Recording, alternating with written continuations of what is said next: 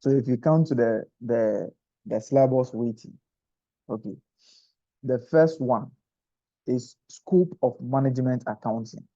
If you talk about a scope of management accounting, what do we have to, or what is included in the scope of management accounting? We are going to be looking at objective of management accounting.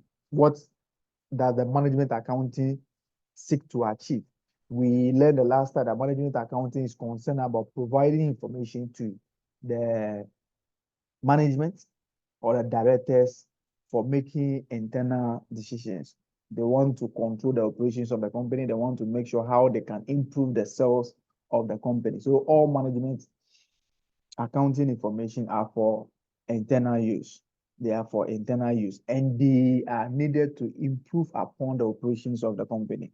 Okay, so we'll be looking at the objective of management accounting, the relationship between management accounting and financial accounting. Then we also look at reason for measuring costs. Okay, how do we measure costs? Why should we measure costs? So from that place, we'll also be talking about information. What is information? We'll be differentiating information from data, and we'll also be looking at the characteristics of what a good information. Okay, then we also look at the classification of cost. We look at classification of cost. How do we classify cost? Cost can be classified by behavior, the way they behave, and that will be the fixed, the variable cost, and the other cost. So that is the behavior, how they behave. So the cost will be what? The cost will vary with the output level, and some of them will not vary with the output level. So we look at the classification of cost by behavior. We can also look at classification of cost by function. So what are the various functions, or what are the various units in the department? What is the category of costs that they incur? So we can talk about administrative units or administrative departments, and the costs that they will be incurring over there will be administrative costs. We can also talk about a production department. The cost that they will be incurring over there is the production cost or the manufacturing cost. We can also talk about the selling and distribution department. What is the cost that they will be incurring there? They will be incurring all costs relating to sales and also distribution. They will be having costs with bad debts.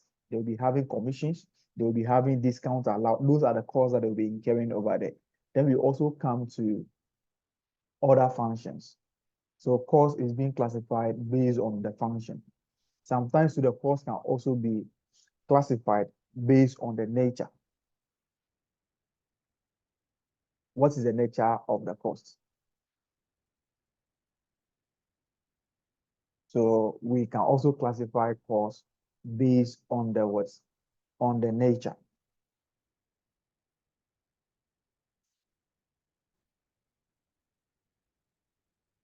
So if the cost is classified on the nature, that is why we have the direct cost and also the indirect cost. What is the nature of the cost? Is it direct to the production process? Is it direct to the material that we are going to be producing? Is it direct to the material that we are producing? So cost can also be classified based on what? Direct and what? Indirect cost. We can also classify cost by the type. So we have types. We have the material cost, we have the labor cost, we have other expenses, and we have other costs. So we are also going to be looking at classification of cost. How do we classify cost? We'll also be looking at that under the scope of what? The management accounting. Okay, so that is the first one. So classification of cost and all those things will be under the what?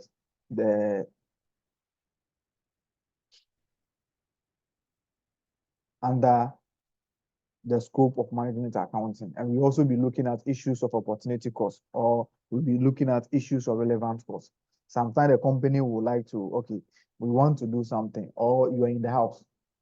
You are in the house, you want to see whether you should cook by yourself or you should go and buy the food outside. You are going to be doing the calculation and say, okay, if I want to cook myself, how much am I going to be spending? If I want to go and buy outside, how much will I be spending? So you either decide to buy or you do that thing yourself. So we call something make or buy decisions. So we'll be looking at that one also. The next side is accounting for cost elements. Accounting for cost elements. Accounting for cost elements will still be, so we say the element of cost is the direct, or the element of cost is the material, is the labor, and is the other expenses. So we'll be looking for how do we account for those elements of cost? How do we account for material? How do we value material? How do we value material? So we'll be looking at the reorder level. We'll be looking at the minimum level, the maximum level, the economic order quantity. Then we'll also be looking at how do we value material? How do we value material? So we value material, basically, inventory should be valued at the lower of its cost or the net realizable value. But we have some other methods that we can use to value our closing stock. What are those methods?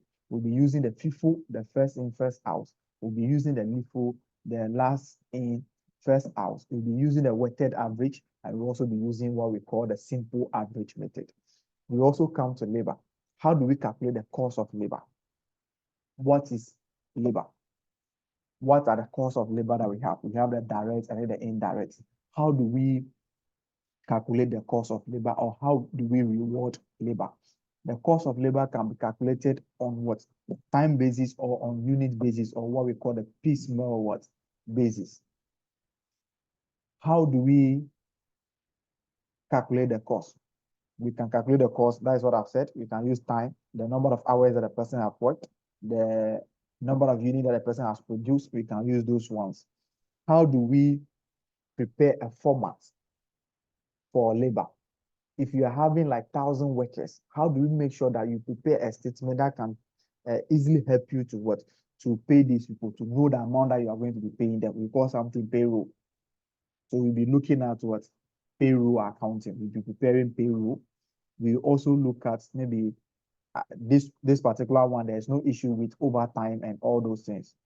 So if the person has worked for overtime, or the company is paying for the overtime, how do we calculate it? What are the methods that we can use? Sometimes we call something time saved.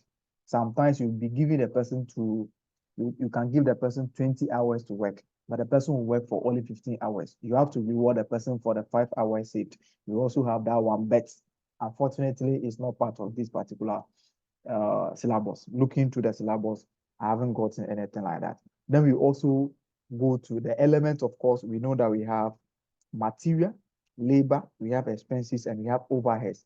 How do we account for overheads? How do we apportion overheads? How do we apportion overheads for a service center? So you have administrative, or you have production departments, and they have now incurred overheads. If we are talking about overheads, we are talking about fixed cost.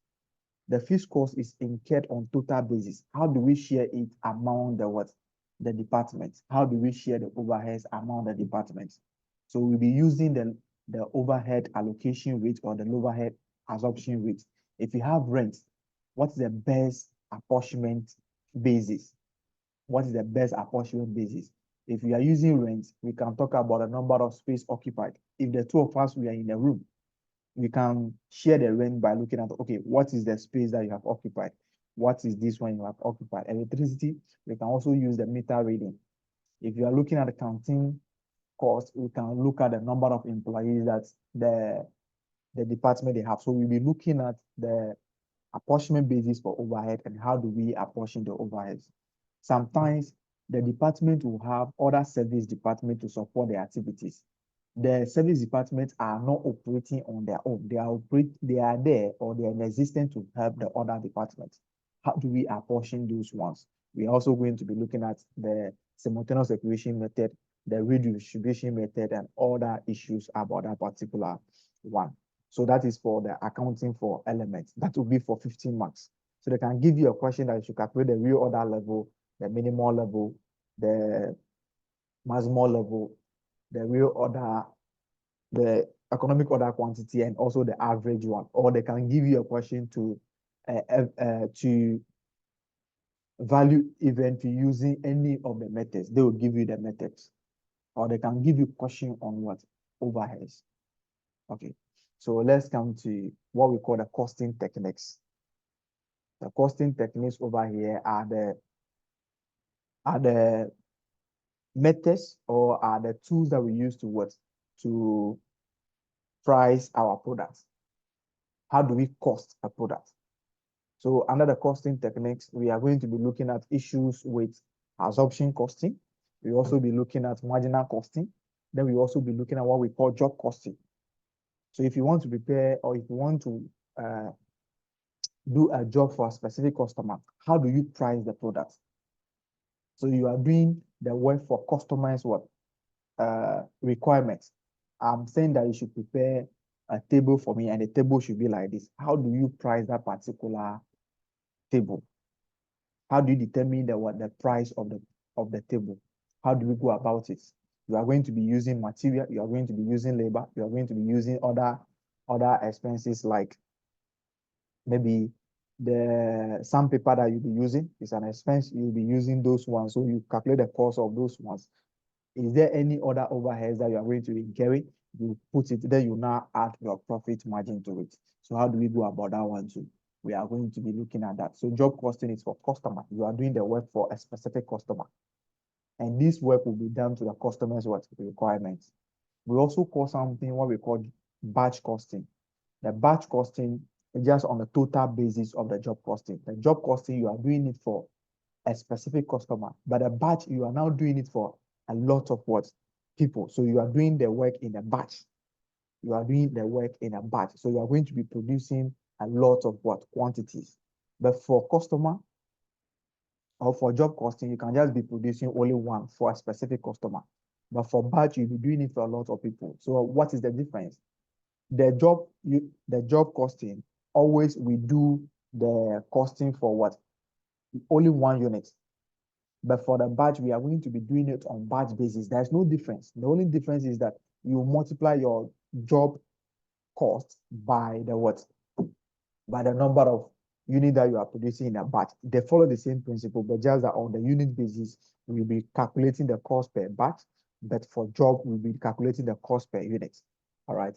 That is the difference. Then we come to what we call the process costing.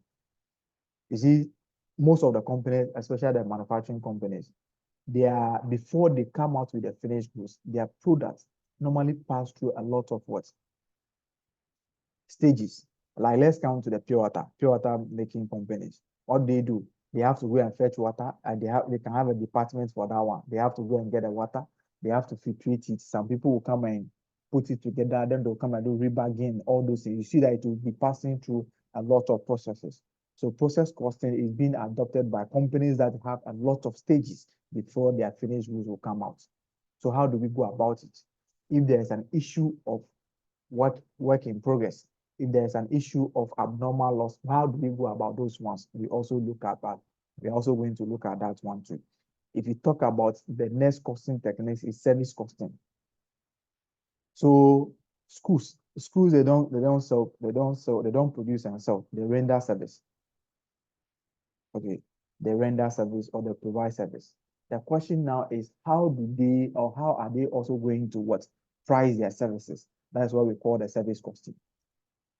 Hotels, how do they price their what? Their services. Those organizations that provide service, how do they also price their services? So we are going to be looking at all those issues under service costing. Then we come to forecasting techniques. Sometimes you have to forecast maybe sales and all those things. So you'll be using the time series. We'll also be using a lot of issues there for the forecasting techniques. Okay, then we come to budgeting. Preparation of budget. What are the types of budget that we have and what is budget? So we'll be looking at budgeting. We'll be looking at types of budget. We'll be looking at types of budgeting. We'll be looking at what? The various budget that can be prepared. We'll be looking at functional budgets. We'll be looking at cash budget. We'll also be looking at flexible budget. Then we come to performance differences. Performance differences is what we call the standard costing and variance analysis. So the company has set a standard at the beginning of the year, and at the end of the year, this is what they have achieved for both material and labor. How do we go about that particular issue? how do we go about that particular issue? So we'll be looking at calculating standards, variances for, it will be basic ones. If you come to management accounting, then we do the advanced variances. So this will be just basic variances, material variance, labor variance, overhead variance, and all those things. Okay.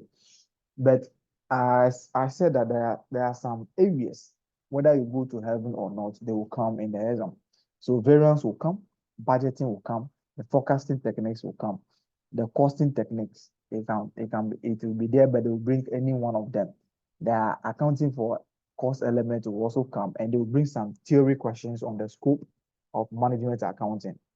Okay, so the first one is always about theory or those kind of things. So we'll be focusing on overheads, how to account for material, the costing techniques, process costing, and all those ones. We'll also be looking at the forecasting techniques. Then we come to budgeting. Then we look at, we're also going to be looking at break-even analysis, which we call the cost volume what profit analysis. We'll be looking at that one too, and we'll be looking at other issues too. It's not a thing. If you put in your efforts, you will be able to get your 50 marks. Okay, so basically that is it for this one. Then let's just start with our scope. So the scope, we'll be looking at the other issues. Then we come to cost element. Then maybe next week we start with the cost element and how we value the element of cost. So we try today to see whether we can cover 2 chapters. Then maybe next week we start with the calculation and how we go about this one. By next week, I'll make sure that I have notes on the accounting for cost elements or whatever we are going to be doing. I'll make sure that I have notes on that one. Tuesday, we are finishing the overview of management accounting, and we are starting with what double entry principles. Okay, so let's come to the scope. Okay, the scope, what are the things that you have to, so we have to look at accounting for management. Accounting for management. If you can see that management, we don't have only managers or management in only private sectors. No, in government sector, as far as the resources are concerned, as far as natural resources or financial resources are concerned, we need to have someone who will manage it. So if you go to the government offices, you will see that we have the Minister of Finance who is managing the affairs, the public funds of the company. If you go to the schools, we have headmasters who are managing the resources of the school. So management is not only in the private sector, but we have management in also the government or the public sectors, which mostly people call it administrator. Okay, so we are going to be looking at the issues of management in the private sector and also the public sector and the difference between the private sector and the public sector. So let's get down to business and we see how we can go about this. Okay. So we are going to be looking at what we call the private sector and the public sector. So if you talk about private sector, what do you mean? Private sector, or just like private company?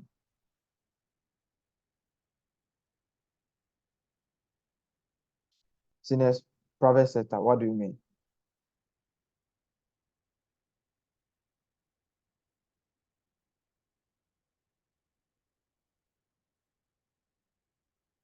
Should I mention names?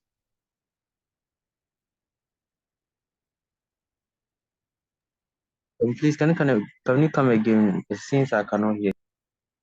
Okay, I'm saying that private sector. If they say private sector, what does it mean? Private sector.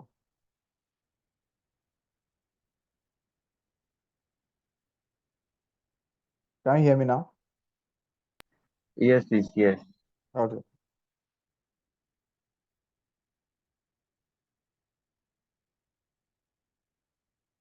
Yeah, Snyding. Okay. So if you say private sector, I think the private sector is an aspect of an economy that's owned by like individuals and not maybe like yeah. The private sector involves maybe institutions, organizations which are owned by private individuals, but not the governments in that country or so. Yeah. Okay, all right, that is nice. That is nice. Yeah, it's now Mike. Now Michael. Okay. To my understanding, it's the portion of economy composed of all level of government, and government controls enterprise. No, we are talking about a private. Okay. So Okay. it's the economy. It's just opposite the public sector. Okay. Okay. Okay. Okay. That is nice. That is nice. So Edwin, your submission too was nice. So if you are talking about private sector, we are talking about that portion of the economy that is being controlled and being owned by what? Private individuals. Okay, but if you talk about the public sector, we are talking about that portion of the economy that is being owned and being financed largely by the what? By the states. Okay. So we don't say the government, it's the state. We are the people, we are the owners of those particular institutions, but just that all of us cannot be there. That's why we appoint people that they should be there and take care of those issues for us. Okay. But it doesn't mean that in the public sector, we don't have profit-making organizations. Okay. Or you can also say that the private sector is that particular sector or institution that has the motive of making profits or that provide goods or services to the individuals or to the public for the purpose or with the aim of making profits. Okay. But if we say that private sector, we know that their main objective is to make profits. It doesn't mean that we don't have government institutions that operate with the aim of making profits. We have the ECG there. We have the Ghana Water Company there, and we also have the commercial bank over there. They are just like what? The private sector. So we call them governmental business enterprises or governmental business entities. They are just like what? Private sector. They operate with the aim of making profits, like ECG. You see how the deal has been coming. The water company, the commercial bank, they operate like a private what? Sector. All right. So that is basically about the private sector and then there was the public sector. But the question now is we want to look at the public sector will always take the form of what? Maybe the municipal assemblies, the district assemblies, the ministries, departments, and what agencies. Okay. Let's now come to the key. What is the difference? What are the key differences between the public sector and the private sector? Okay. What is the difference between the private sector and the public sector? Okay. So let's come to this one. Let's talk about if you want to talk about the difference, sometimes there are some points of differences. You can pick some points and just base your differences on them. And that's what we are coming to do over here. So we look at the first one. The first point of difference is what? Is the ownership. Private sector is owned by who? Private companies are owned by who?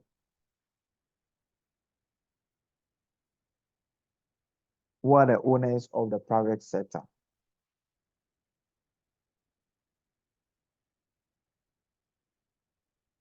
Private sector is owned by who are the owners? Seniors. Or private company are owned by who? Yeah, Edwin. Please, I think the private companies are owned by the stockholders. That's the what's it called? The shareholders of the company, like Okay. private individuals. Yeah. Yeah. What about the public sector?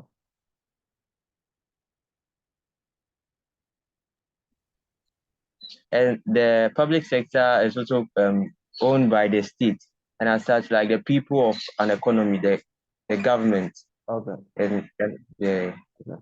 So the private sector or the limited company, they are mostly owned by individual investors, which we call the shareholders, because the company will raise shares through ownership. So if you want to be, the company will raise finances through shares.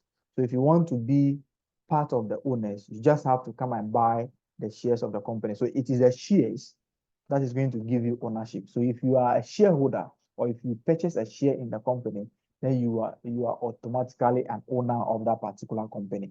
And the shares that give ownership is the ordinary shares. Preference shares are like liabilities. Okay, so if you are talking about the shares, we are talking about what? Ordinary shares. So if you subscribe to the ordinary shares of the company, then you are part of the owners. So the company, the private companies are owned by the individual investors or people that we call the shareholders. But if you come to the public sector, it's owned by the people. Who are the people? The citizens of the what?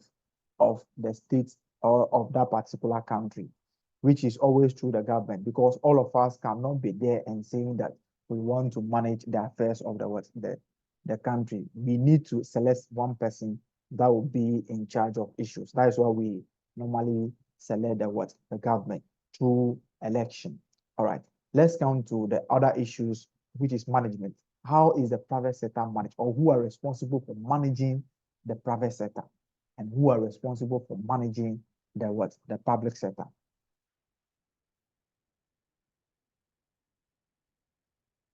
So who are responsible for managing the day-to-day activities of the private sector?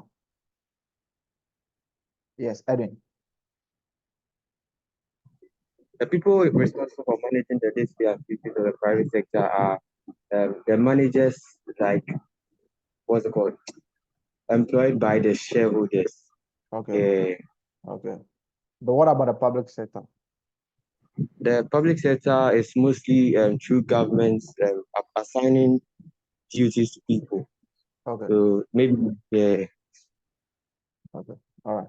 So the private sector, mostly the large companies, the owners are not the people that normally manage the company. They appoint directors or managers to manage the affairs of the company on their behalf. So the management is always in the hands of directors being all the managers appointed by the shareholders. But if you come to the public sector, we have government appointees.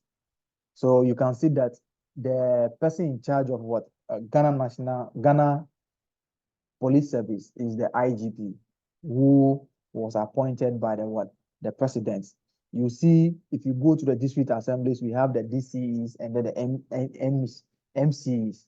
They are always appointed by the president. If you come to people in charge of finances, Minister of Finance, they are always appointed by the government. So the public sector is mostly managed by government appointees. Let's come to the objective.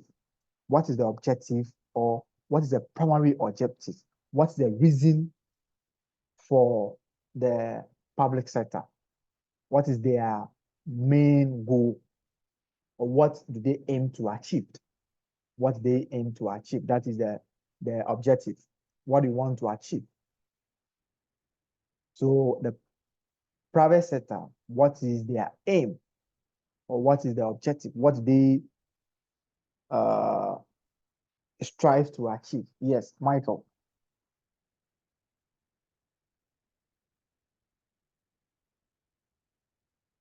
Yeah, Michael, your hand was up. The objective of the private sector. What is the objective?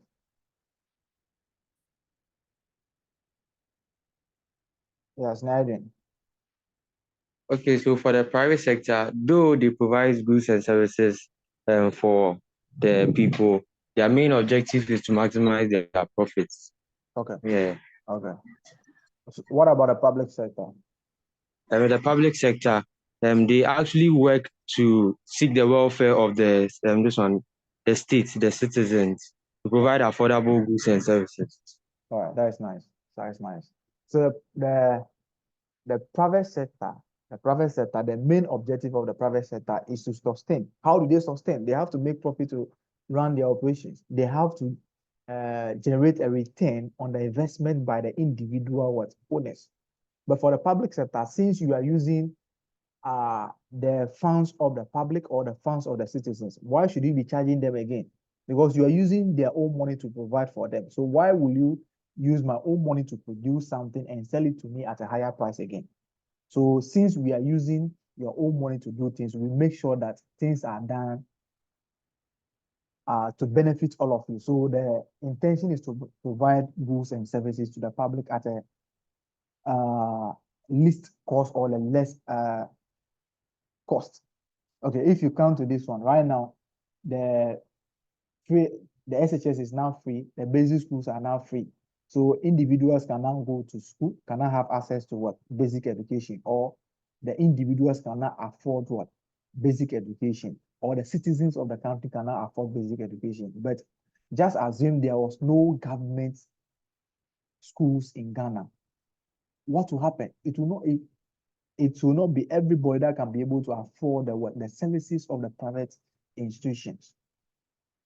Okay, so the private sector is just there to provide goods to those that cannot be able to afford the services of the private institutions. The other one is the funding. What do they get their money from? What do they get their money from? Which is what we call the funding.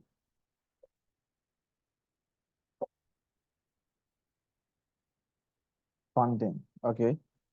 So the private sector, all their funds are from shareholders or borrowing from financial institutions. But the public sector, they are always by grants from the government. They always receive financial support from the government. The assembly, they receive they receive common funds from the government. The educational institutions now they are not taking school fees. They don't generate IGF again, so they have to rely on the grants that the government will be giving to them. This is just a few of the points of difference. Sometimes you can also add the accounting system. You see the public sector they use the appropriation account, they use revenue and receipts accounts. But if you come to the private sector, they prepare accounts like profit or loss, statement of financial position, and other private accounts. If you also count the legal basis, how are they being formed? You see that private sector are always formed by the Company Act. They are always formed by the regulations of the Company Act. But the public sector are always formed by the Act of Parliament or decree. So you can also expand the points of differences and talk about them. They can also talk about the similarities between the two. Okay, though they are different, but what is common to them? You can see that they all provide goods and services. Both the private sector, despite the cost or the amount that they are providing the services, they all provide goods and services. They all need finances to operate. They all need money to operate. They all need human resources to operate. They all create employment opportunities. So they can ask you about the similarities between them. All right. So we are done with the public sector.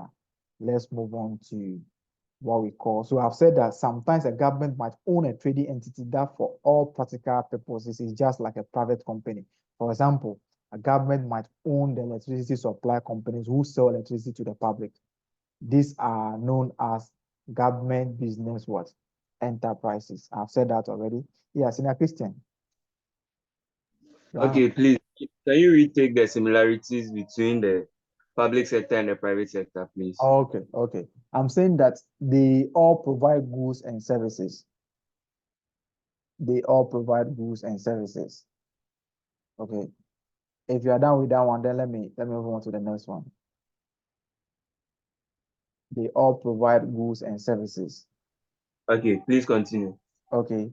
They all need financial resources to operate. They all need money to operate. Okay. Okay. They all require human resources to operate. They need workers. Okay. and they all create what? Employment opportunities. Okay, thank you so much. All right, now. Yes, now, Sir Michael, is your hand still up or the old one?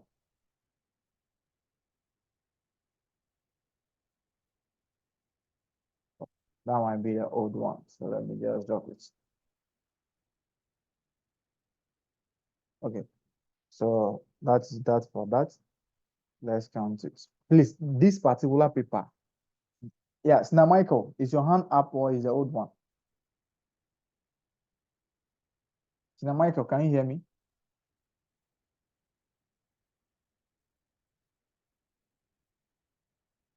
Now Michael. Now Michael will see. I want to ask a question. Okay. So I wanted to ask if there will be a situation whereby the public sector or any the private sector will be affiliated to the public sector to be able to operate hand in hand.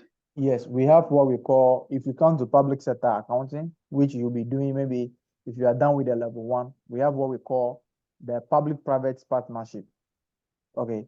There are situations where the government might not be able to do everything. The government might not be able to do all the things. So what they have to do is that the government does not have the necessary resources to do whatever they want to do. So they can engage the activities of the private sector on certain conditions, or they can be like partnership between them. Okay. Okay. So Okay. we call something public-private partnership. It's just like, you see the PDP. Is it the PDP? Yes. The PDP agreement. Okay. Yes. That was a private partnership agreement. Okay. So that was a private partnership agreement. So sometimes governments, you see why the government will also come in is that, you see, if everything is left to the individuals, the private individuals, they might end up charging a higher fees and they might end up doing certain things. So government has to have what a collaboration with them or a partnership with them to be able to control certain things or to be able to ensure that quality services are being given to the citizens. Example is the Airtel Tigo. We all know that government has some shareholding in Airtel Tigo, isn't it? That is Yes, it is. also the private, the public-private partnership. Okay, so it can happen Okay. that government and in the private individuals will come together to provide services jointly. All right. So which means at the end of the financial year, there will be a ratio for Yes, yes. profits. Sharing. You Okay. it can also be, the agreement can be a lot of things. You see, government can say that, okay, we are coming to do this together. So what will happen is that the government can give some number of period to the private sector that you are going to operate this for this number of years. At the end of the operation, then you transfer the resources to the states. So the government can say that I'm not going to share the profit with you, but I'm going to give you 5 years to recoup your capital.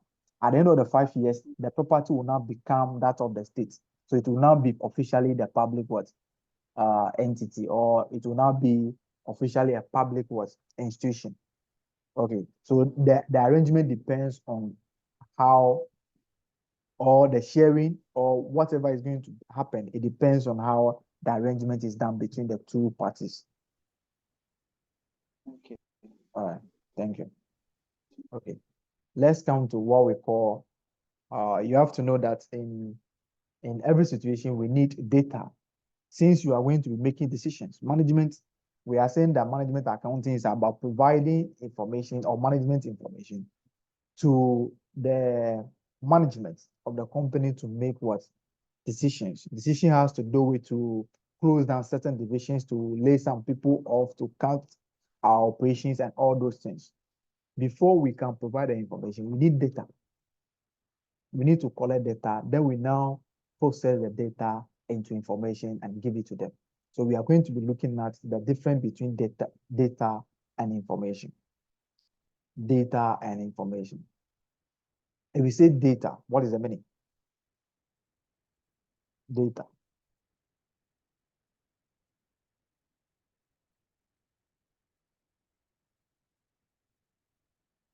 Yes, scenario, data. Okay, so when we say data, data refers to raw or basic facts which are not useful. Okay. Okay. Yeah. So that the data. Okay. So now, Christian, data. Yeah, Christian, your hand is up. Please, you has already said what I wanted to say. That was what I wanted to say. All right. Thank you. Thank you. So the data that we are talking about is that if you see a data, you see, it will be very difficult for you to make a meaningful understanding out of it. Okay. If you take a data, raw data, it hasn't been arranged. So maybe right now, maybe you work in a hospital and they have now given you a data on the patient visiting the hospital in this month. So this is not arranged anyhow. They have been arranged anyhow. The date it is not in the date is not in order that they are doing maybe 1st January or like that. No, they just arrange it anyhow.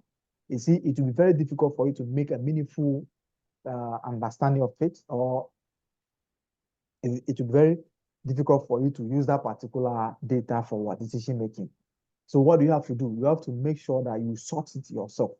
So you have to sort the data yourself. Sorting it yourself means that you are trying to process the data into what we call what? Information. So the data is a raw fact, or it's an unprocessed what? Information. Or unprocessed what? Facts. It's a raw fact, which is very difficult for us to make a meaning out of it in that particular stage. Because it might be arranged anyhow, but if it is arranged in order, then you are now making it information. You are now processing it to make it information, which we can rely on and what make decisions, meaningful decisions. So data is a raw fact, and if the data is being processed, then it now become what we call what information. So information is a processed data. Okay, all right. So let's come to that particular side, and let's look at how data can be analyzed. Okay, data is analyzed and processed to produce management information, often in the form of what? Routine reports. So the routine reports can be what? Maybe sales reports every day, maybe daily sales reports. Some of you that you are in your organization, you produce reports on daily basis. So how do you produce that information? Your sales department have to provide you, or your sales personnel have to provide you with the data. Okay, today we sold this amount of this one. Then you have to now come and arrange it and now present it in the report form and send it to whoever is responsible for receiving that particular report. We can also process data in the form of what? Specially prepared what? Reports. Sometimes the report will be prepared for a purpose and for specific people. So maybe the reports that you'll be giving to your boss every day, the kind of report that the way the report will be prepared and the manner or the format that you are going to be using. If you want to prepare the same report for management meetings or for presentation at management meeting, you will see that a lot of things will be different. And you are even preparing that report for just management meeting. It is not a report that you'll be preparing every day. So especially prepared report, you are preparing reports for specific reason or for specific occasion.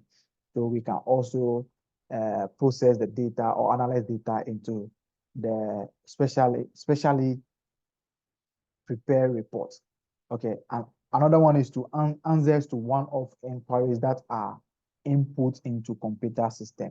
So sometimes the IT people can ask you that, okay, we need a report on the workers. We need the number of workers and their salary, or we need the cost of this particular unit, or we need the cost of all the unit that you are selling, or we need information on all the costs that all the items that you are selling and their selling price and their cost. They can also ask you, which is one of. So since you give it to them, maybe unless they put the price of the things or the product has changed before you can inform them that the new price now is this one. So you have to change the price.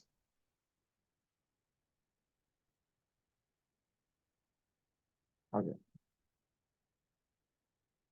So management accounting system also obtain information from other sources, including external what sources. But the cost accounting system is a major source of management accounting information. So maybe in the exam they can ask you, what are the sources of what? Sources of information. Sources of information. Where can we get information from? Where can we get information from? So what are the sources of information? Seniors, give us at least 5 sources of information.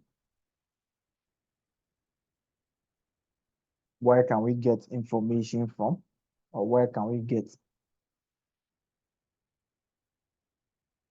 Okay, seniors, sources of information, at least 5.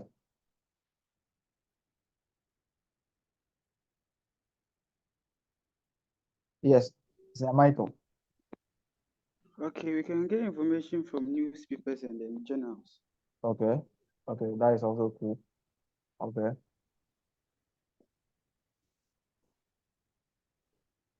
What again? And then maybe let's say database or articles. Yeah. That is also fine. All right. What again? Can we get information from customers? Yes. For management, Yes. can we get information from Yeah. customer for decision making? Yes. Okay, if you want to improve upon your product, what is the best source that you can get your information from? It's from the customers, isn't it?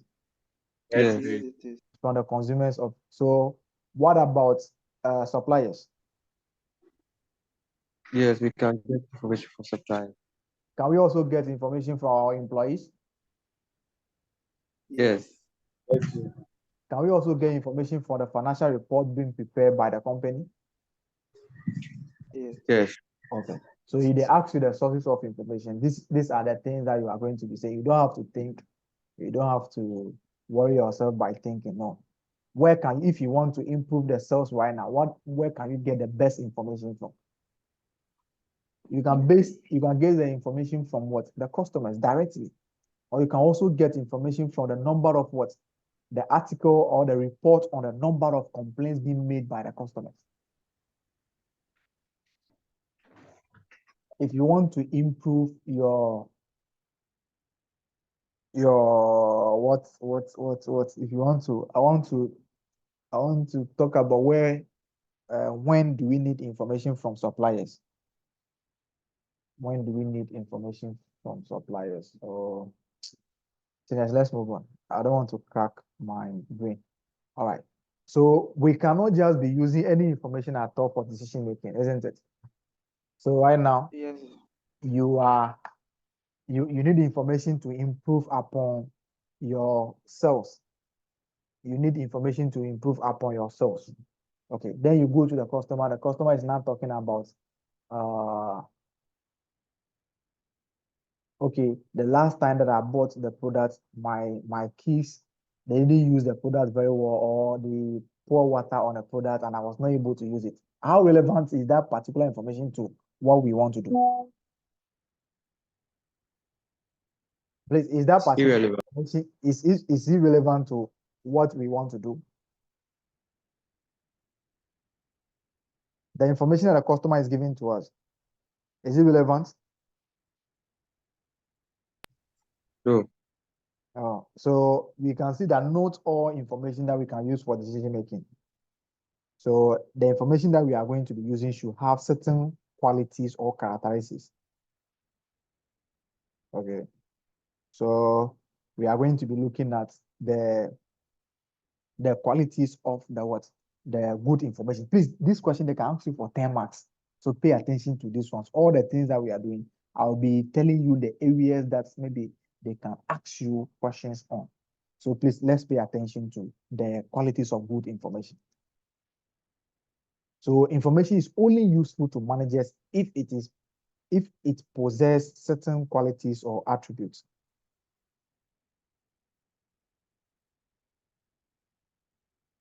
If it possesses certain qualities or attributes. Okay. Right now, we need information for improving ourselves. And one of our customer is a Chinese. So we went to the person for the information, and the person cannot speak English. So the person wrote everything in Chinese language, or yes, in Chinese for us. Okay. You have to know that we need to do additional work to be able to use this information, isn't it? Okay. We need to go and get someone who will come and decode the information for us, or now translate the information to the English. So you can see the information given to us, we don't understand it. And or the person we are looking for, or how was the product, or what can you say about our product? You are now using mathematical formulas to tell us how effective or how efficient our product is. No, you can see that the information that you are giving to us, we don't understand it. So understandability is one of the qualities. So if you get the information, or the information that you are going to be giving out, the information should be understandable by whoever is going to use that particular information. Okay, so information should be understandable to the individuals who use it. You don't have to give the information in a language that the person does not understand. You don't have to use complicated models to present the information. That is why we always prepare reports.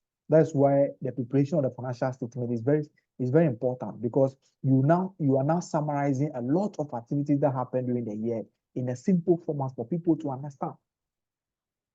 So the information should be understandable to the individuals who use it.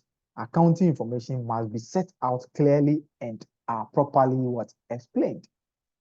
That is why footnotes are given to the statement. That is why workings to the statement. That is why if you put a figure there, you now say workings 1. That's what we normally do. It means that the information over there, you assume that the person might not understand the composition of that particular, or the person will find it difficult to know why 20,000 is there. So you have to provide evidence to show that, okay, this is why, or this is how we arrive at the 20,000. So understandability is achieved by providing disclosures or footnotes to the report.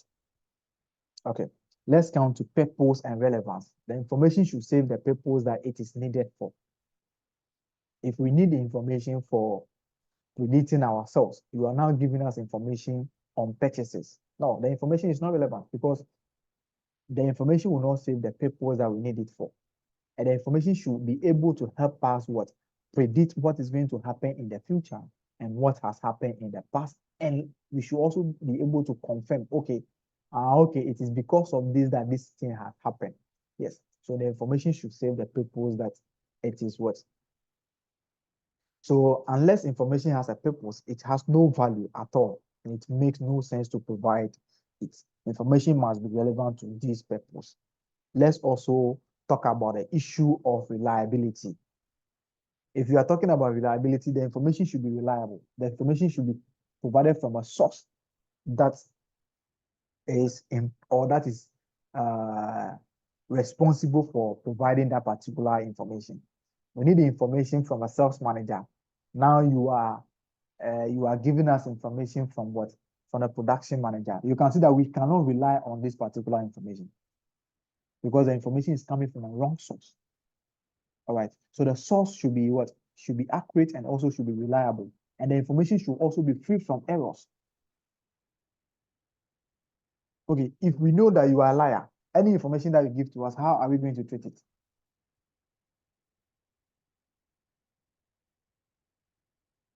If you know that you are not honest, you find joy in lying. Any information that you are going to provide to us, how are we going to take it? Are we going to take it seriously, or we are just going to wrap it up?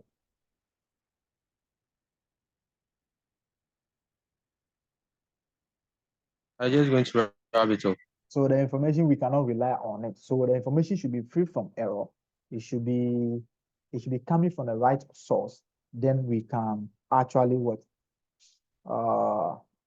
so the reliability has to do with the accuracy. We have the accuracy that the information should be free from error. It should be complete. It should not be based on any issue of bias. Okay, the information should be complete.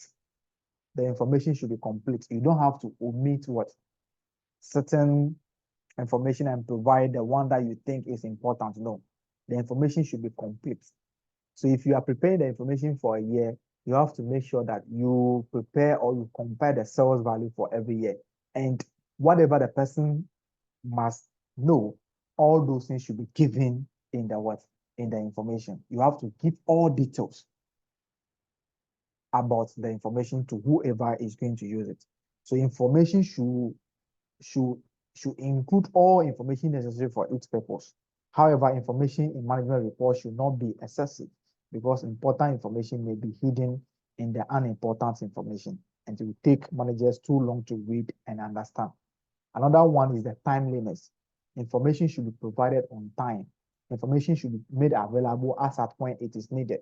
We need the information at the end of the day, and you are giving us information at the end of the week. That particular information is no longer relevant and it's no longer useful to us. So information should be made available as at when it is what it is needed. All right. We also have what we call the comparability. Comparability. The information that you are giving to us should help us to be able to compare with what two different what phenomena. We should be able to identify the difference between this one and also the similarity between this one. That is why you see that reports are prepared together with what previous ones. So if you see a financial statement of the company, you will see 2021, then you see 2020. They want the users to achieve the purpose of what comparability. So if you are giving us a report, give us the budget. Okay, what was the position of the company and what is the actual position? So you can attach budget information to the actual what results. So this is what we are planning to do, and this is what we have done. So we can be able to find the difference between them. So adding budget information and also applying the same accounting policy or the same principle of reporting for a number of years will also ensure or will also help us to achieve what we call the comparability. So in accounting, it is often useful to make comparisons such as comparisons of current year with the previous year or comparisons of actual results with the planned results. To make comparison possible, information should be prepared on the same basis, using the same methods and the same rules. That's what I've said, consistency. Okay, let's talk about the principle of verifiability. Verifiability means that the information should be what should be supervised or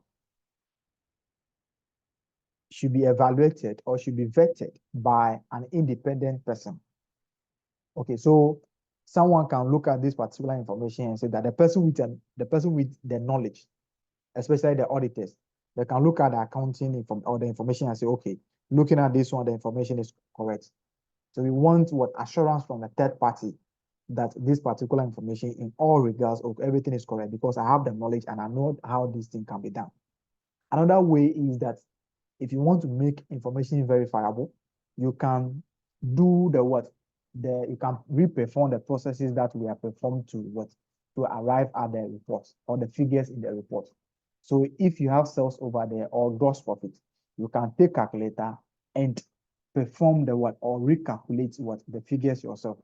You can perform how the gross profit is being arrived at to confirm or to verify that these figures are actually correct. So you can do the verification yourself, or you can rely on a third party or an independent observer to also verify the information and say that, okay, the information is correct. So verifiability means that different knowledgeable and independent observers can reach consensus, although not necessarily complete agreement that the information correctly describe what it purports to describe. In financial reporting, verifiability is defined in terms of particular depiction of economic phenomena being a faithful representation of the relevant event of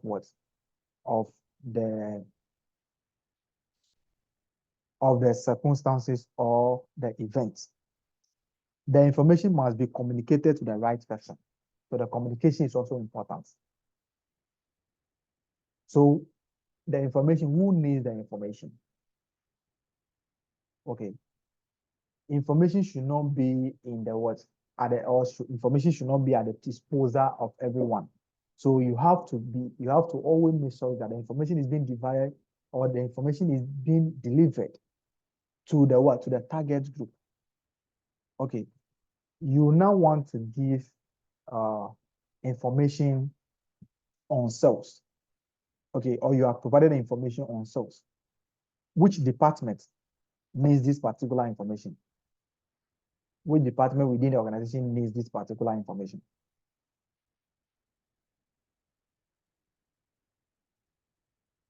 Which department? Information on sales. Which department within the organization needs what? This particular information or that information?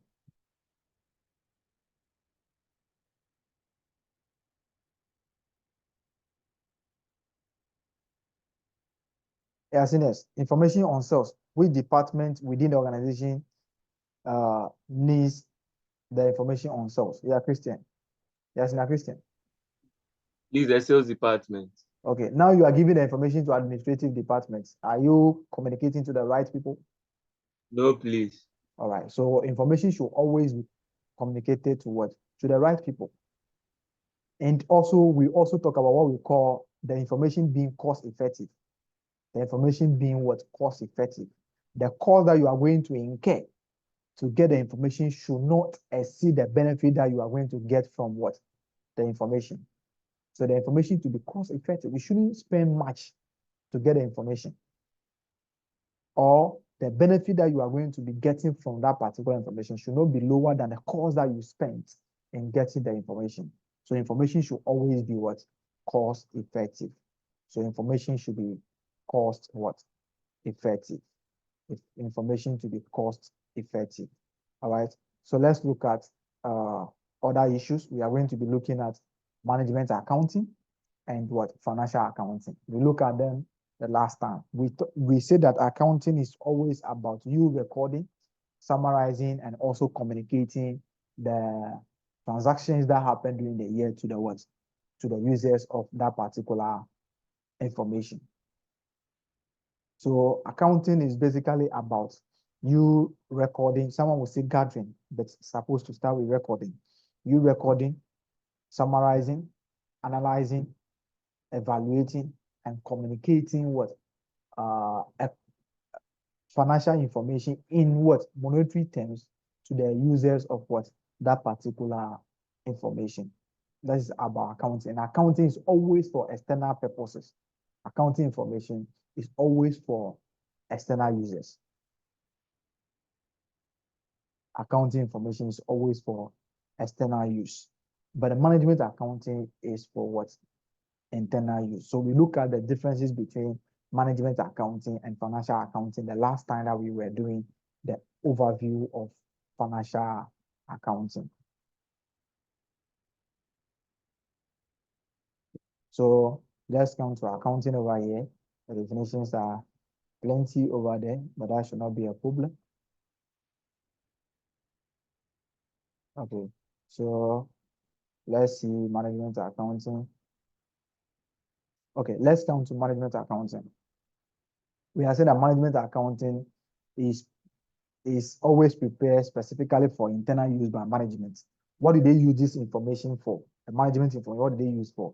They use it for planning, they use it for decision making, they also use it for what? Controlling. So management accounting is concerned with providing information to management that can be used to help run the what? The business. The purpose of management accounting is to provide detailed financial information to management so that they can plan and control the activities or operations for which they are responsible. So if you are giving us information on sales, how do we plan that we reduce our sales expenses and increase our revenue? So we have to now work on what? Some advertisement issues. We have to advertise our product. We have to reduce our price. How do we also make sure that the selling price is increasing? Maybe we can now decide to what? To reduce the number of employees that we have. We want to control our cost and also plan for the future. So the plan has to do with, okay, we want to expand our operations across what? Ghana. So we want to move to Togo in the next 5 years. How do we work towards that? So the information will be used for planning and also what? Controlling. So the information will also be there to help management in making other decisions. But this one, we are going to be looking at the purpose. Please, they can ask you this one. Purpose of management accounting. They can ask you purpose of management accounting. The purpose of management accounting is to provide information for planning. Planning, someone will say planning is establishing objectives and showing how these objectives can be achieved. So first of all, you are going to be setting objectives and you are now telling us, or you are now devising ways on how the objectives can be what? Can be achieved. So planning is setting goals and detailing how or showing how or finding means and ways by which the objective can be what? Achieved. So setting the target and looking for ways and also establishing ways by which the objective can be achieved. So that's about planning. So we want to expand to Togo in the next 2 years. That is the objective. How do we achieve that? How do we achieve that? So setting the target and also establishing how that particular can be achieved is what we call a plan. So the management can use the information to plan. Okay, we want to increase our sales by 20% at the end of this year. How do we go about it? That is all about the planning. Also, all those things will be how and what and how and what and all those things will be included in the plan. So the objective and how the objective should be achieved will all be included in the plan. So management will now be what? Looking for ways that they can use to achieve the objective. So planning is very important over there. And the management accounting, the purpose is for planning. The next one is control. Okay, so the plan now is to expand to Togo in the next 2 years. Okay, the expansion has been done now. How do we make sure that the objective, everything that we want to achieve is going as according to plan? We have to make sure that monitoring, evaluation system are always there. We have to check whether people are actually doing what we want them to do or they are doing their own thing. That is all about controlling. So the controlling has to do with you comparing your actual results with the what? With the plan result to identify maybe the deficiencies and also what is the cause of those deficiencies and how do we work on them. So the question, the objective was we want to increase our sales by 20%. That is the plan. Now we have increased our sales by 25%. Okay, we have to see, we have to compare what is happening. Why does the sales increase by 5%? What is the cost? How do we make sure that next time we work on it and we increase more than 5%? That is all about the controlling. That's all about the controlling. So another one is decision making. Decision making can be like we want to close down. Decision making is what? Selecting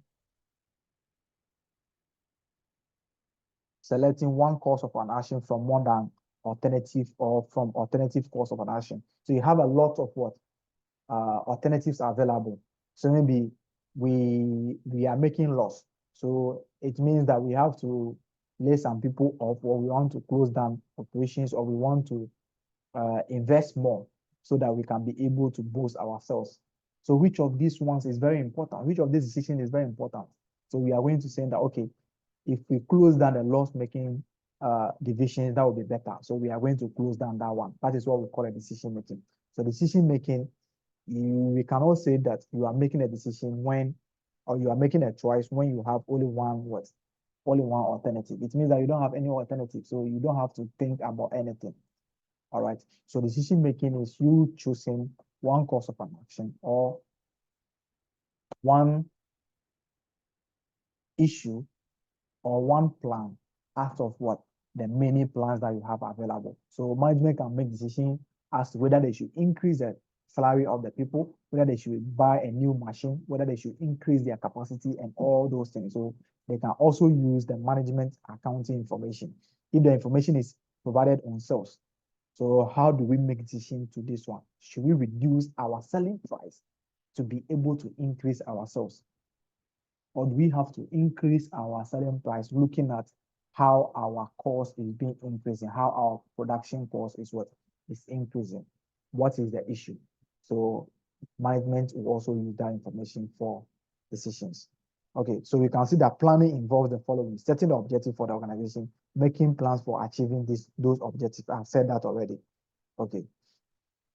Let's come to control. Control of the performance organization is important management task.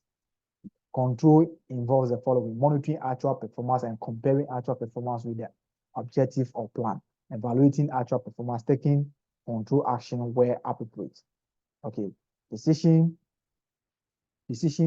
making. Management may need to make one-off decision outside the formal planning and control system. Management accounting information can be provided to help manager to decide what to do in a situation where decision is what is needed.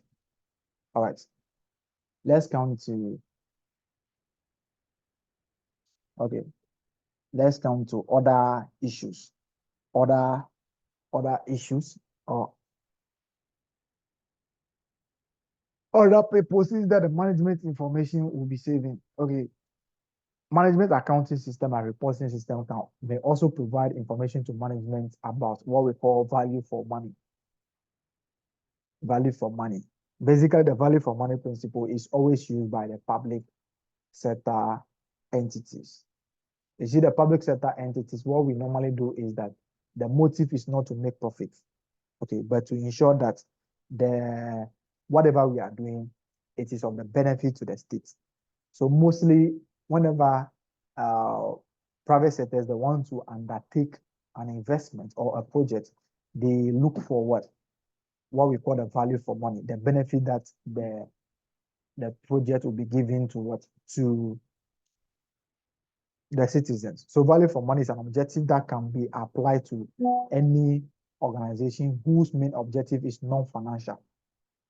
Whose main objective is non-financial, is not to make profit. But we have to make sure that whatever we are doing, it is giving us a value for the amount that we are spending. It is giving, so maybe, so our objective, our objective is not Assurance Professional School. Our objective is not to, maybe it's not, okay, though we'll be charging fees, but if you look at our fees, you can see that, okay, our fees are the lowest. If you look at any of the tuition providers for ICA or under the ICA, the licensed ones, if you look at them, you see that our fees are the lowest. Okay, your objective, that you are coming to undertake class or you are coming to take your tuition with us, your objective is not to make profit or anything, but it's to pass the exam. So you can see that it's non-financial. But before you can make a decision to join us, you are going to be looking at certain things. Will I get the value for the money that I'm going to be spending there? How do we measure? How do we get that? Okay, are the people teaching over there, are they on top of issues? Are they okay with whatever they are teaching? Are they good at what they are doing? Are they good at what they are doing? Okay, the fees. So you'll be looking at certain things, the time, the scheduling, and all those things. You'll be looking at it and be asking yourself whether you get value for the money that you'll be spending over there. So the value for money is an objective that is being applied by organizations that their main objective is non-financial, but which has restrictions on the amount of financial available for spending. So you see that for government sector, we cannot just stand up and spend any amount of money. We have limits. So we have expenditure limits. You cannot spend amount this one. So if you want to undertake any project, you have to ensure or you have to use the principles of what we call the value for money. It could therefore be appropriate for all organizations with the public sector. So value for money is always used by the public sector entities. Okay, Value for money has 4 E's, but mostly we use the 3 E's. So the 3 E's, we talk about the economy, we talk about efficiency, we talk about the effectiveness, often refers to as the 3 E's. The economy, what are we talking about? We're talking about the amount that we are going to be spending to get the work done. So the economy has to talk about amount of, so we want to achieve this. How much is it going to cost us? Are we going to spend more to achieve that? That has to do with what? The economy. So getting the what? The right outcome at the least possible cost, but quality should not be compromised. Not that you are getting the work done at the lower price, but it is the work that you are getting is what? Is fake. The work that you are doing or the outcome that you are getting is not what? It's not quality. No. You should try to what?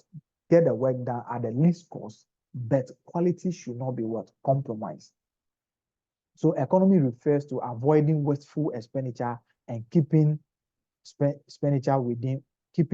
within limit. It also helps to ensure that the limited resources available is spent sensibly. Target could be set for the prices paid for various items from external suppliers. So that is economy. Economy has to do with the expenditure. We don't want to achieve our result at a higher cost. At a higher cost. So you want to get something done. You want to get something done. You have to make sure the thing is done. But you should be able to get it done at a reasonable cost. That is what we call about the economy. So the next one is what we call the efficiency. The efficiency means getting more output from available resources applied to employees. Efficiency is often called productivity. So the question now is, okay, we want to produce 10,000 units. Okay, we want to produce 10,000 units. Okay, the question now is how fast are we able to get a 10,000 units produced? Or how much did we spend to get the 10,000 units produced? So it has to do, were we efficient? How efficient are we in the production process? Did we spend much time to be able to get a 20,000 units? If you are spending much time or much resources to get a 20,000 units, it means that you are not efficient. So efficiency has to do with how long or how much. How long does it take us to get the work done? How much? I've given you a work. I've given you that you should type 5 questions for me. And a normal circumstance, 5 questions should be typed within 5 hours. And you are able to do it within 3 hours. It means that you are efficient. That's what we call the efficiency. But if you finish the typing in 7 years' time, it means that you are not efficient because it has taken you longer to get the typing done compared to the normal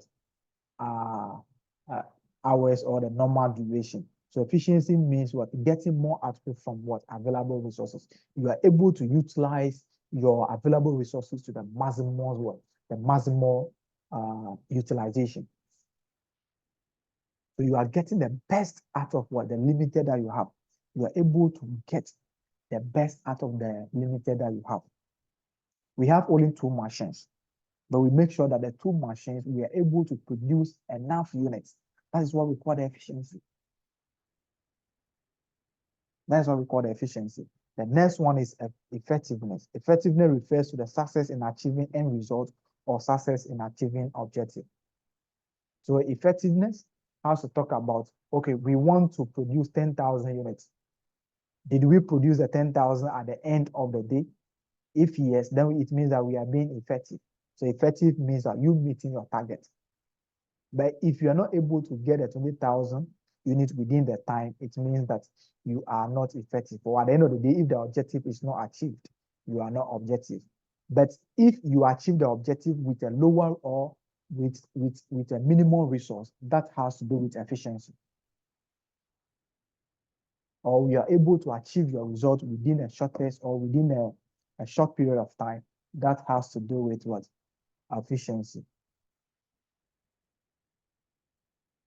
Okay, so effectiveness refers to success in achieving end result or success in achieving objective, where efficiency is concerned with getting more output from available resources. Effectiveness is concerned with achieving output that meet the required aims and objectives. Okay, financial accounting, we have done that already. Let's look at the comparison, the difference between financial accounting and management accounting. Please, what is the difference between financial accounting and management accounting? We have done that the last time. Can someone give us some of the difference again? You see that financial accounting is prepared for what? Financial accounting system or financial accounting reports are prepared for what?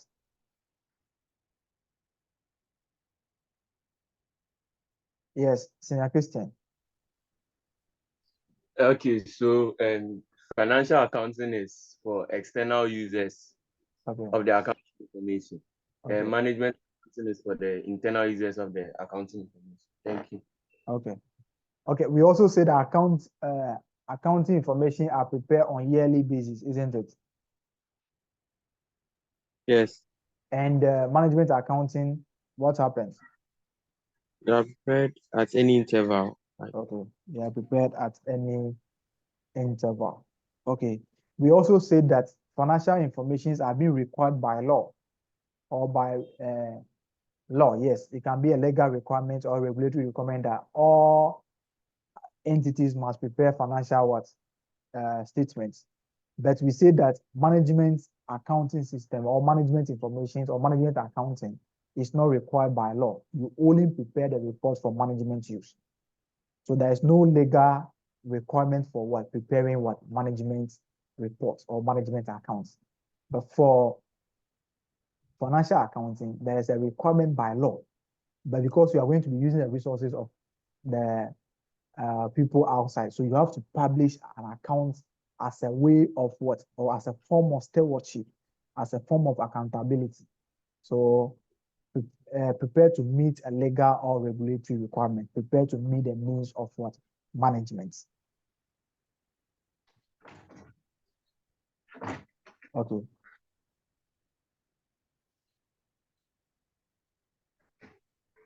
The next one is that for financial accounting system, we record revenue, expenditure, assets, and liabilities. But for management accounting system, we record cost of activities used to provide detailed information about cost, revenues, profits for specific product operations and activities. So management accounts can be prepared for a specific item, So we can just take maybe a product and prepare a report on it. But for financial accounting, the report is prepared on a total basis.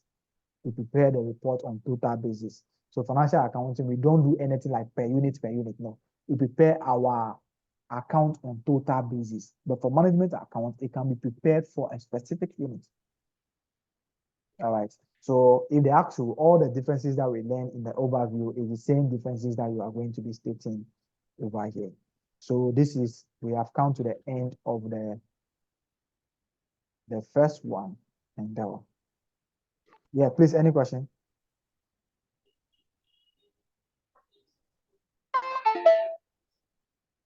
Please, any question before we start with the cost and cost behavior? No.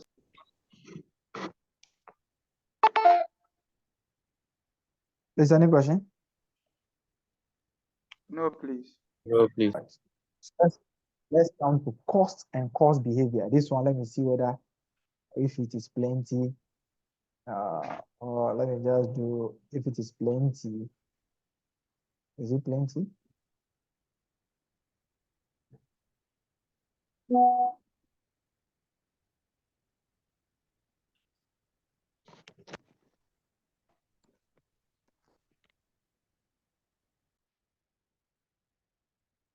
So we are coming to look at cost and cost behavior.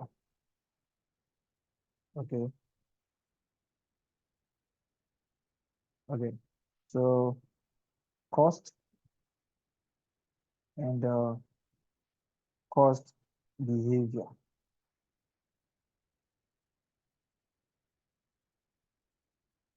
Cost and cost behavior. Okay. So the first thing that we have to look at is the meaning of what? Cost. Okay. So let's come to what is a cost. What is the meaning of what we call cost? A cost. What is a cost?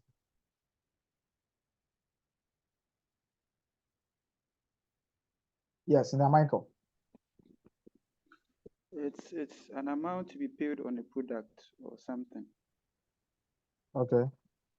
So it's an amount to be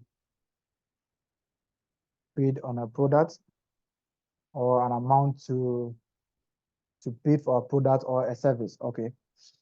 All right. So that is a cost. That is a cost to you. That is a cost. Okay. All right. Any contribution again? Any alternative meaning of cost? Yeah, Sina Zaydan. Okay, so senior, can we say cost is the price of a product times quantity purchased?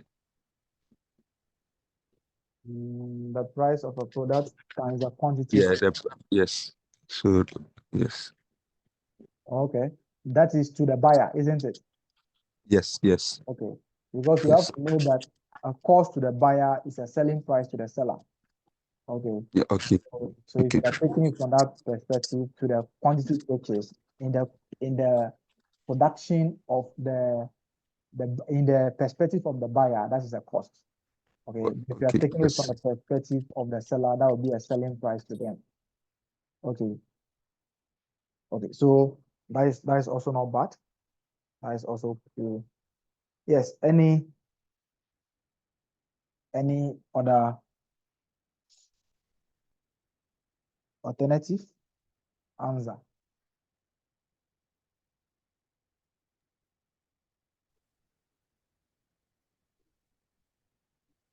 Yeah.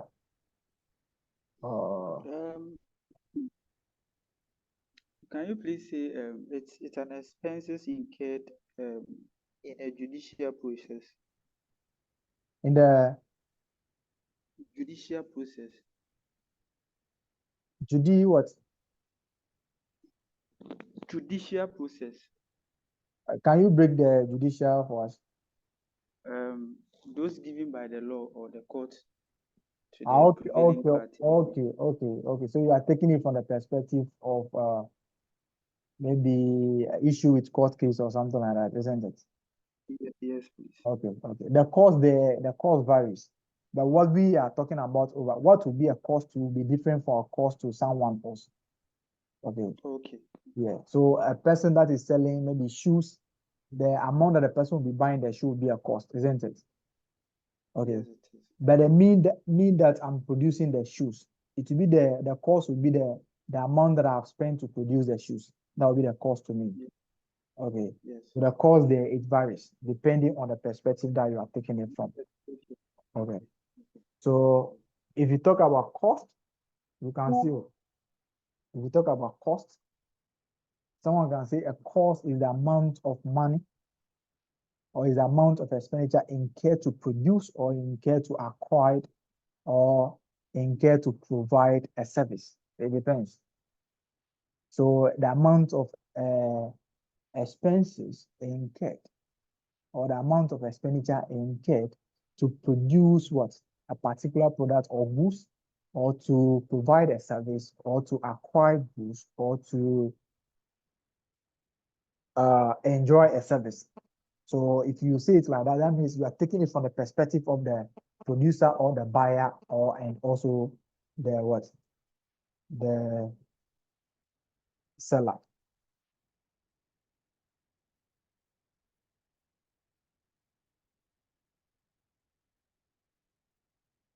There's a minute then. Yeah, Sinasa then. Johan, is it the old one or the new one? Oh, I'm sorry. Let me. All right. Okay, so that is cost. Cost is any amount that you have incurred to purchase an item or to produce an item, or any amount that you have spent on a particular product or particular item is what we call a cost.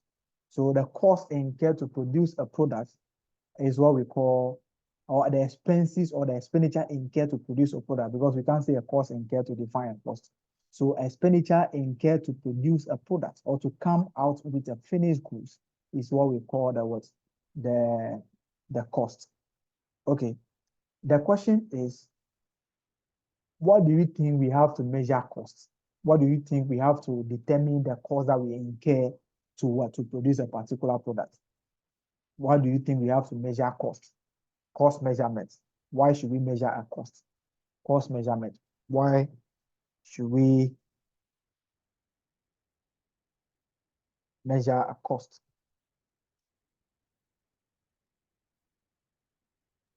Why should we measure a cost? Yeah, Senior.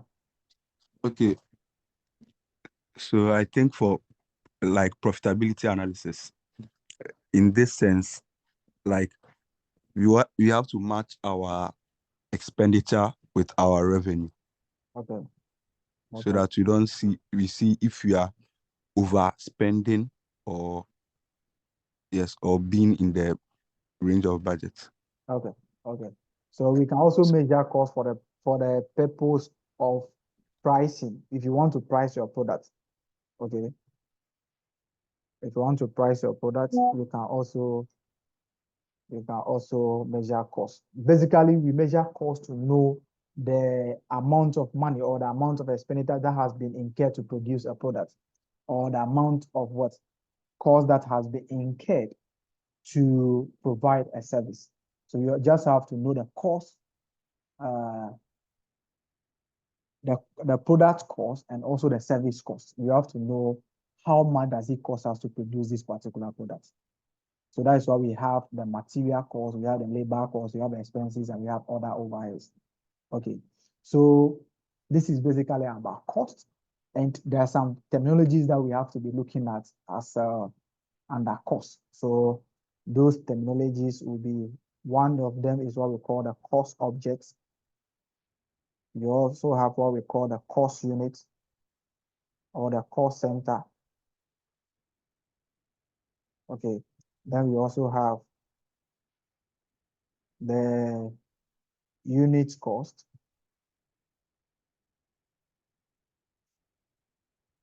Okay. So we are going to be looking at them one by one. If we say cost object, what do we mean by cost object? If we say cost unit or cost center, what do we mean? And if you say unit cost, what do we mean? Cost object. Cost object. What do you mean by cost object? Say.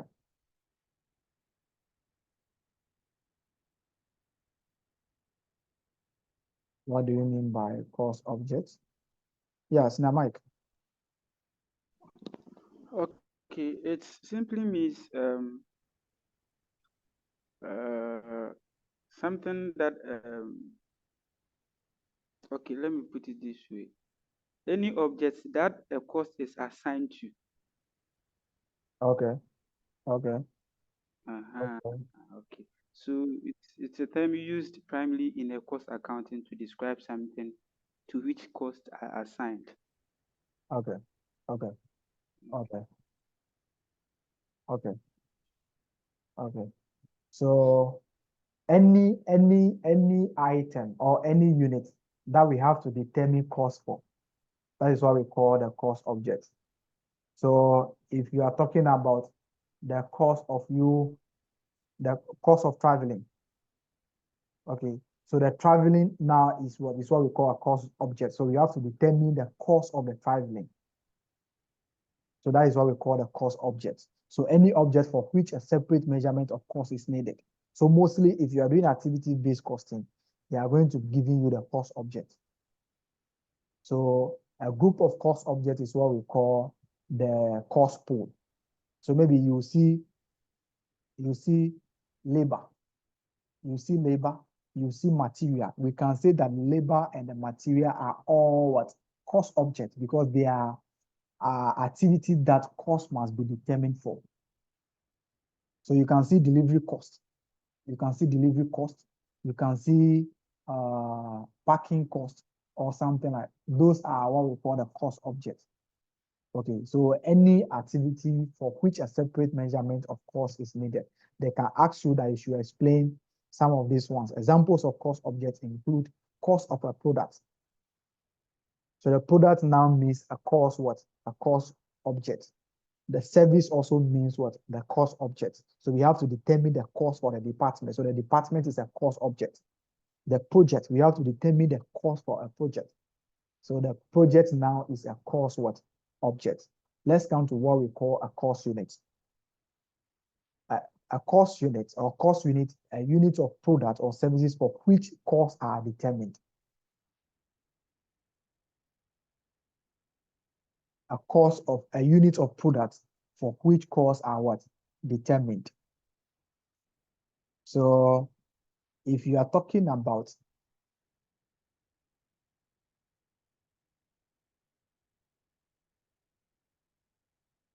if you are talking about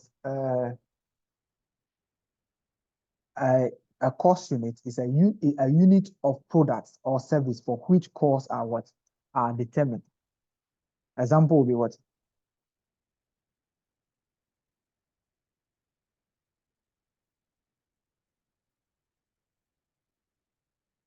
Okay, let's come to a school. Okay, we can say that let's come to teaching. Okay, the cost of providing teaching. So teaching, we can say that the teaching is what? Is now a cost object. But let's now come to the cost of what? The cost per student or the cost of a student accessing that particular service. You can say that that particular thing is now to what? A cost unit. The student is now a cost unit, but the teaching itself is a cost object. All right. So sometimes they can also say cost unit. Don't be confusing the cost unit with what? The unit cost. Unit cost is the cost of you producing a single item or a cost of you selling, or a cost of you producing a unit item. So what is the cost of you producing 1 unit of a particular item? That's what we call the unit cost. So the unit cost is just a cost per this, a cost per this, a cost per material, cost per this. Those are all what we call the unit cost. Okay, let's come to what we call a cost center. Cost center. What do we call a cost center? Cost center. Cost center. Yes, now Mike. Okay. When we say a cost center, it's a department in an organization or a company which they are not directly involved in generating revenues or profit. Okay. Yeah. Okay. I think that's how the understanding is there. So any unit or division or a service for which cost is incurred, that's what we call the cost center. So any unit, any place that what those people they do is that they only incur cost. They don't generate revenue. That's what we call the cost what? The cost center. Okay. Okay. So or someone can say any unit or service or process within an organization where cost is ascertained. How do we ascertain cost? We come and add up the cost that they have incurred. So the cost center, they are only responsible for incurring costs. So any unit or organization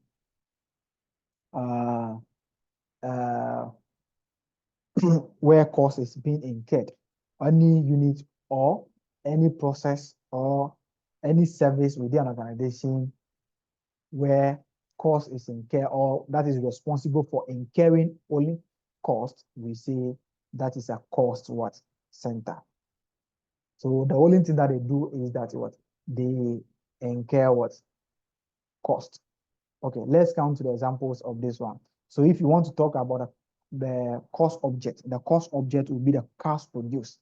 So we have to determine the cost for all the cars produced. So the cars produced now will now become an object of cost. It will now be an object that we have to determine cost for.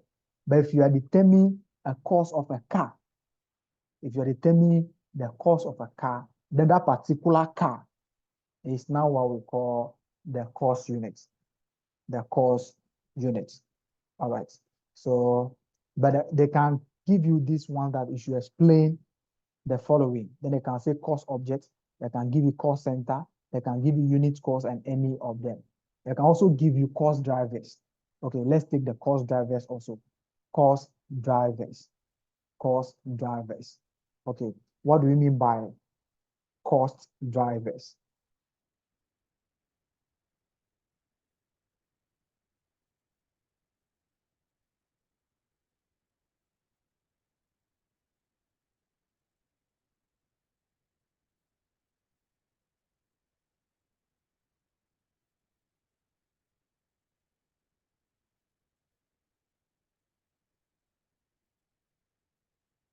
Cost drivers, yeah.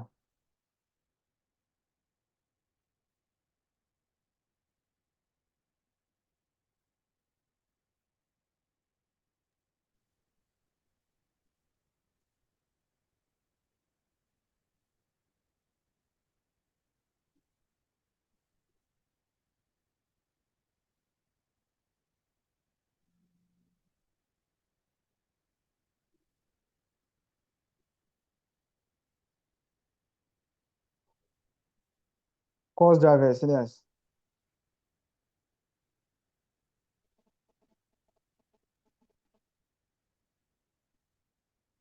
Yes, now Mike.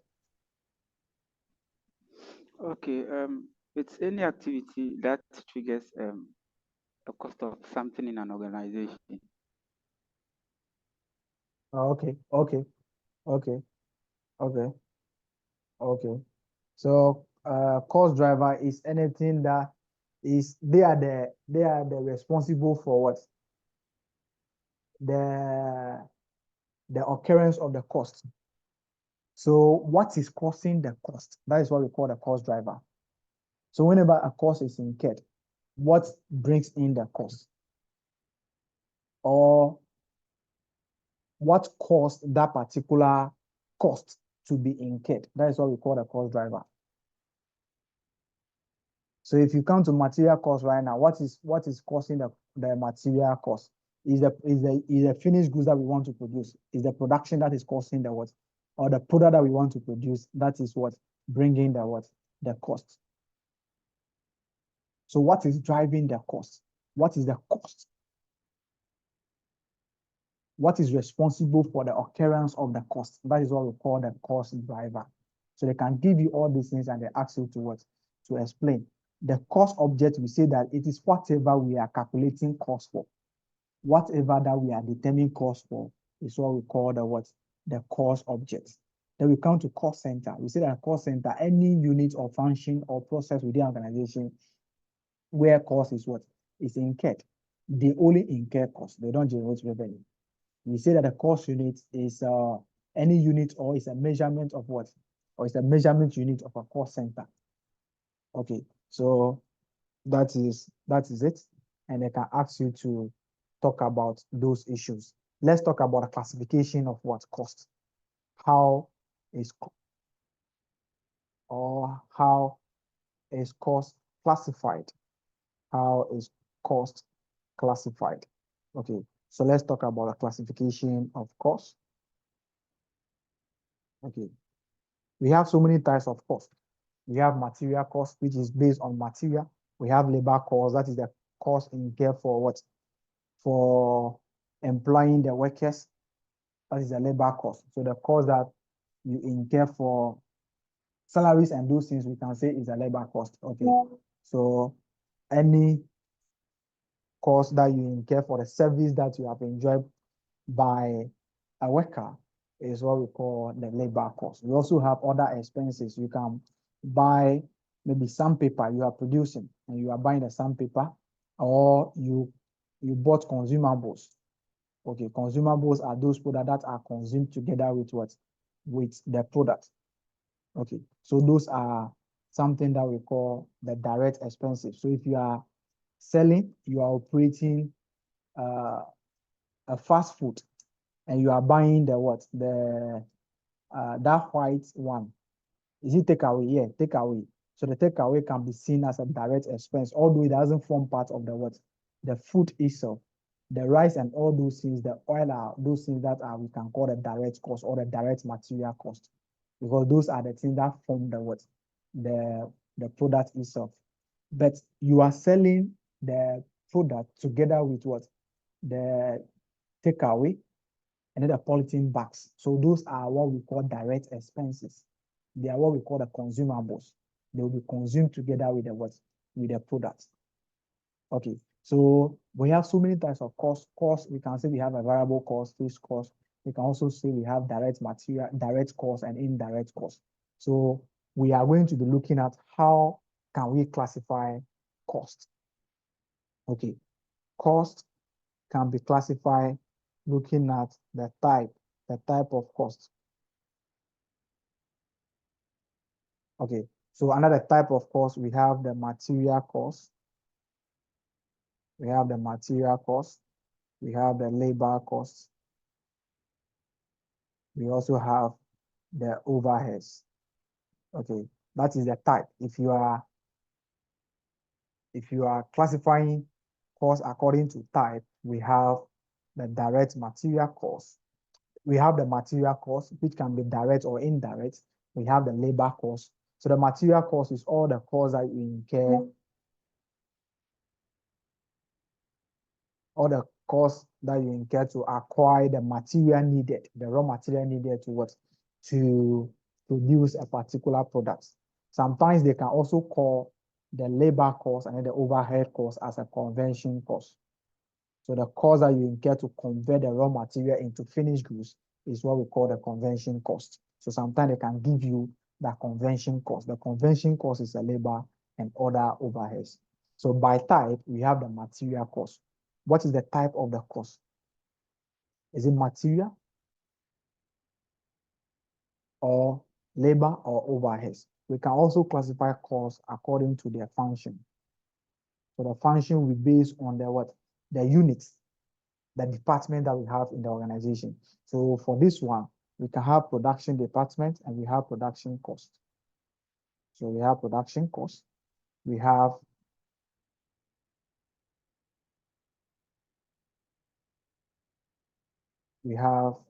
the production cost. We have the distribution, selling and distribution cost. We can also have the administrative cost. So the cost will be based on the what? The unit or the department that the organization is having. So what is the cost incurred by each of the what? The departments. The cost can also be classified based on that. We can classify cost based on what we call behavior. So the behavior, if you are classifying cost based on behavior, then we now be having what we call variable cost. So how does the cost behave? Does it vary with the output level? Does it vary with the output level? Does the cost increase when the output increases? Then we have the variable cost. We have the fixed cost. We have the semi-fixed cost. Okay, so semi-fixed cost, mostly we use what we call, part of the cost is fixed and part of them is variable. So we use what we call high-low method to be able to do this particular one. Let's also look at the nature of the cost. The nature, we can also classify cost based on the nature of the cost. So by nature, we look at direct cost and indirect cost. So the cost, is it direct to whatever we are doing? So the direct cost is a cost that can be directly attributable to the what? To what we are producing. So a cost that can be directly attributable to any service is what we call a direct cost. Example would be the material cost. Because if you take the food, the fried rice, you can see that there's a rice inside. So the cost that can be directly attributable to the what? To the products. If you take a chair, you can see that you can see a raw material. The raw material is the major component of what? Of the chair. So cost can also be by nature. So if you talk about material cost, what are we talking about? Labor cost, what are we talking about? Overheads, what are we talking about? Production cost, what are we talking about? Distribution cost, what are we talking about? Variable cost, what are we talking about? Fixed cost, what are we talking about? Semi-fixed, direct cost, indirect cost, what are we talking about? All right, so we will go into details in our next meeting. Okay, so we are left with 18 minutes to finish. I don't want to bother you with again because too much of everything is not good. So let's be taking it slowly. So we are going to be looking at all of these things in our next meeting. All right. So seniors, any question? Any question?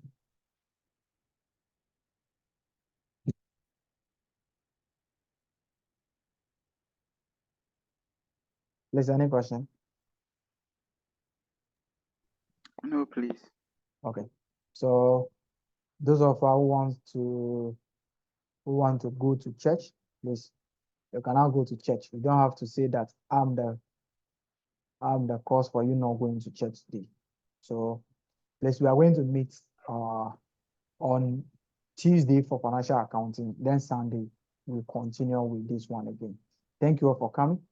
I'll see you guys next week. All right. So have a nice day. All right. Thank you so much.